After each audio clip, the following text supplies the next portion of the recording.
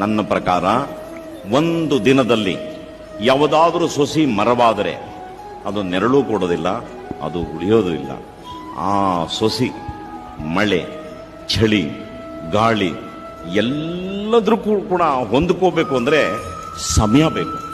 ದೊಡ್ಡ ಸಮಯ ಆದಾಗ ಅದು ಒಂದು ದೊಡ್ಡ ಆಲದ ಮರವೋ ಇನ್ನೊಂದು ಆಗ್ತದೆ. ಹಾಗಾಗಿ ಒಂದು ಹೇಳಕ್ಕೆ ಇಷ್ಟಪಡ್ತೀನಿ, ಕೂತಲ್ಲಿ ನಿಂತಲ್ಲಿ ಬಹಳ ಪ್ರಾಮಾಣಿಕವಾಗಿ ನಾನೊಂದು ಒಳ್ಳೆ ಕೆಲಸ ಮಾಡ್ತಾ ಇದ್ದೀನಿ, ನಂಗೆ ಸಹಾಯ ಮಾಡಿ ಅಂತ ರಾಯರು ಕೇಳಿ 100% ನಿಮಗೆ ಸಹಾಯ ಮಾಡ್ತೀನಿ.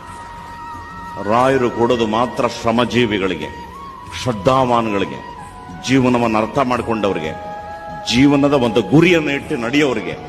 ಕೂತಲ್ಲೇ ಕೂತು ರಾಯರೇ ನನಗೆ ಕೊಟ್ಬಿಡು ಅಂದ್ರೆ ರಾಯರು ಕೊಡೋದಿಲ್ಲ.